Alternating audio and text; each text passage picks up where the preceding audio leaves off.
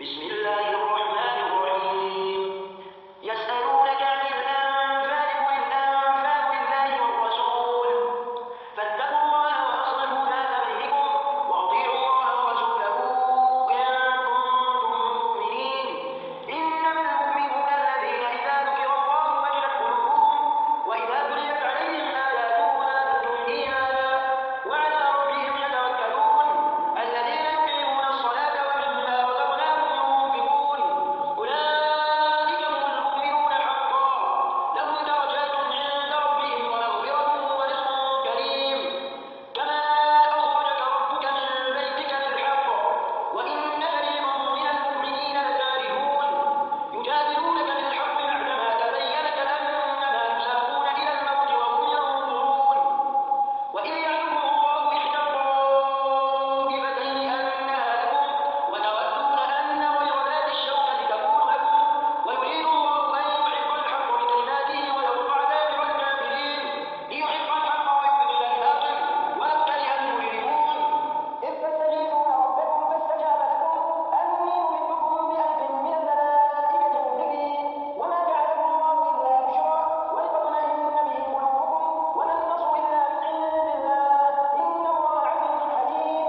إذ يغشيكم النعاس أمانة منه وينزل عليكم من السماء ماء ليطهركم به ويذهب عنكم رجز الشيطان وليربط على قلوبكم ويثبت به الأقدام. إذ يوحي ربك إلى الملائكة أني معكم فثبتوا الذين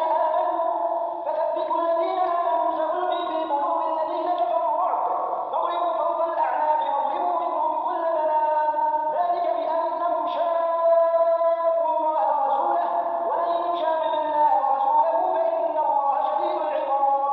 ذلكم فذوقوه وأن للكافرين عذاب النار.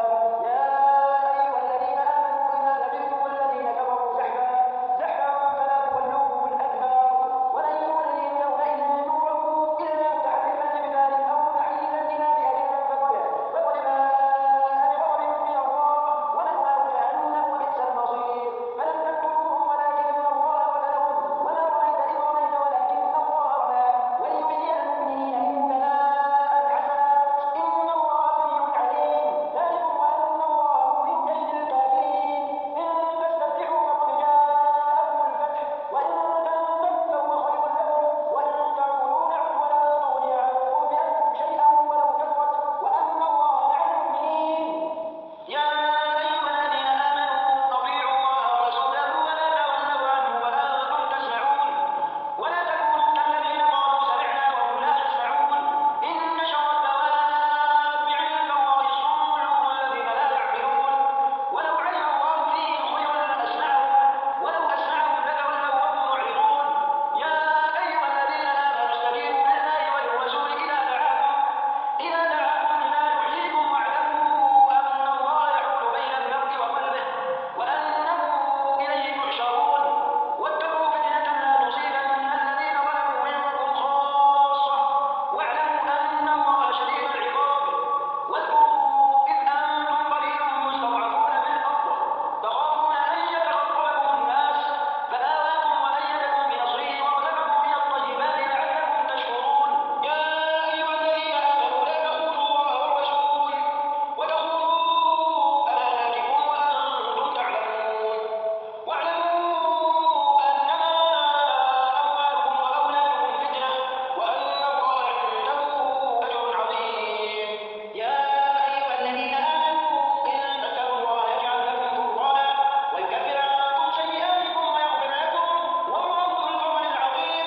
وإذ يمكر بك الذين كفروا ليثبتوك أو يقتلوك أو يخرجوك ويمكرون ويمكر الله والله خير الماكرين. وإذا تتلى عليهم آياتنا قالوا قد سمعنا لو نشاء لقلنا مثل هذا إن هذا إلا أساطير الأولين. وإذ قالوا اللهم إن كان هذا هو الحق من عندك فأمطر علينا حجارة من السماء أو ائتنا بعذاب أليم.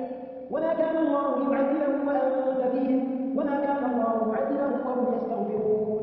وما لهم ألا يعذبهم